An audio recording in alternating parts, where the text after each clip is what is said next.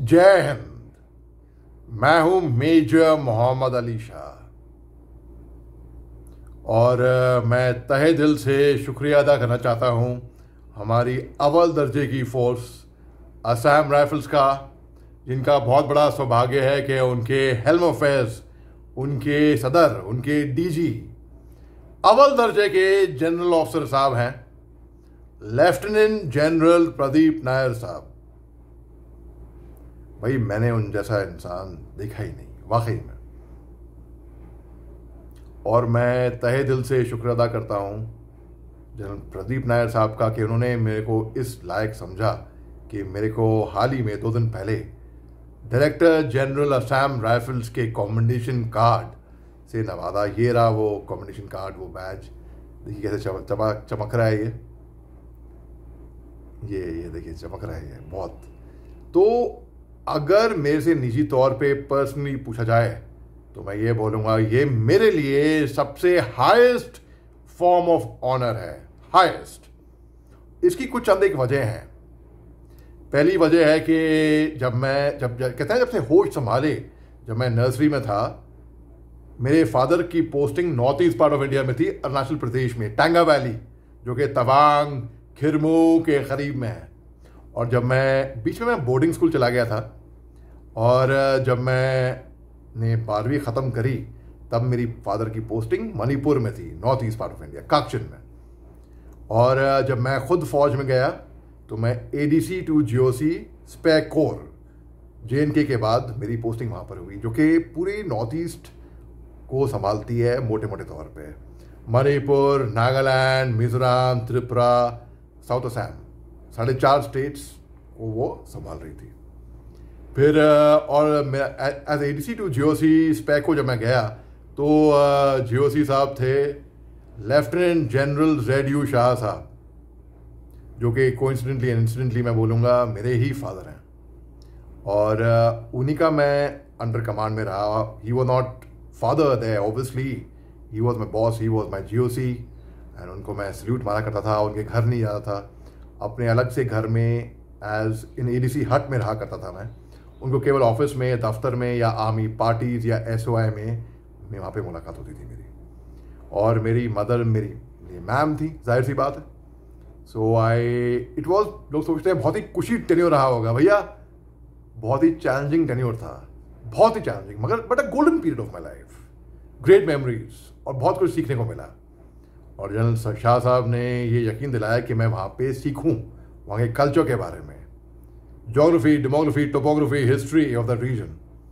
तो जब जनरल शाह साहब का तबादला दिल्ली हुआ as deputy chief of army staff, तो मैंने वॉलंटियर किया कि मेरे को असम राइफल्स में जाना है, because Assam rifles the central of the north east, friends of the hill people. Assam rifles के सिपाही, देश की हमने शान बढ़ाई। तो मैं 26 असम राइफल्स कोहिमा में, नागालैंड में आ गया, और वहाँ पे मैं कोहिमा टाउन कमांडर इसको कहते हैं, वो वाली ड्यूटी करी मैंने कुछ टाइम।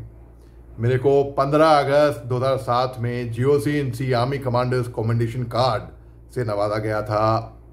26 जनवरी 2008 में मैंने असम राइफल्स का मार्चिंग दस्ता कमांड किया था। मेरे दोनों पाँव में फ्रैक्चर थे, लेकिन फिर भी ताकत यहाँ पर नहीं होती, ताकत यहाँ पे होती है।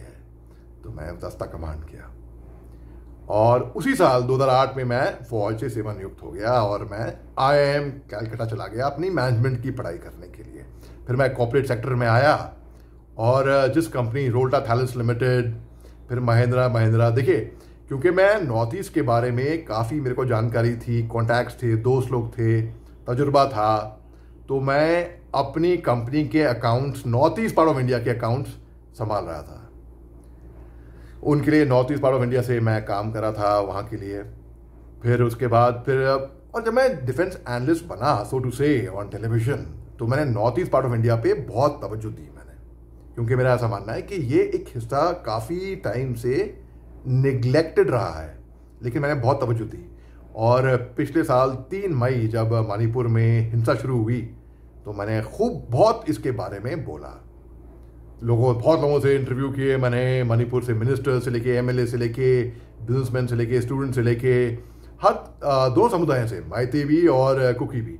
और मेरा ऐसा मानना है कि मेरे बहुत से दोस्त हैं जो माइते भी हैं, बहुत से दोस्त हैं जो कुकी भी हैं, और दोनों समुदाय बहुत अच्छे हैं, बहुत ही अच्छे हैं। Very principled, very cultured, man of the word, right. और मैंने शांति लाने की अपनी तरफ से थोड़ी बहुत कोशिश करी, for what ever its worth. Assam rifles का हमेशा मैं बहुत बड़ा एडमायर रह चुका हूँ, तो असम राइफल्स के बारे में मैं बोला करता था टीवी पे भी, और unfairly it's targeted, unfairly by a lot of people. वो अपना काम करते हैं बिल्कुल निपक्ष, ऑलराइट, वेरी न्यूट्रल, इम्पार्शल। अक्सर उनको गलत समझा जाता है। I wish that was not the case. तो एनीवे, तो बहुत लोगों ने नोटिस किया मेरे को 3 मई के बाद। ऐसा नहीं है कि 3 मई के बाद मैंने बोलना शुरू किया मणिपुर के बारे में, या 3 मई के बाद लोगों ने ऑब्जर्व करना मेरे को थोड़ा शुरू कर दिया। अब जब मेरे को इस अवार्ड से नवाजा गया है, for me it is the highest award. Also another reason is because it's been about 17 years I have been out of service. मैं फौज में नहीं हूं। As an ex serviceman, as a civilian, I am getting this honour. तो मेरे लिए it becomes even greater honour.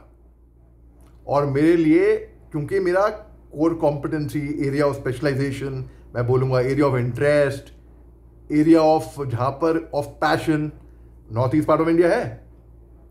तो ये जिसको मैं मानता हूं sentinels of the north east, हम सब मानते हैं, एक तरीके से north east part of India की छवि है। मेरे जो दोस्त लोग थे, मेरे जो जवान थे, वो मैक्सिमम लोग, हालांकि ऑल इंडिया फोर्स है, हरियाणा से भी आते हैं, यूपी से भी आते हैं, साउथ से भी आते हैं, लेकिन मैक्सिमम लोग तो north east part of India से आते हैं। उनके साथ रह के मैंने और सीखा नॉर्थ ईस्ट कल्चर के बारे में। तो मेरे लिए ये बहुत बड़ा ऑनर है। और उसी दिन मैंने अपनी फैमिली के साथ हम लोग डिनर पे गए और सेलिब्रेट कर रहे हैं। आप अभी तक मैं ज़मीन पर नहीं आ पाया हूँ, अभी तक मैं आसमान में ही उड़ा हूँ इस अवार्ड की वजह से।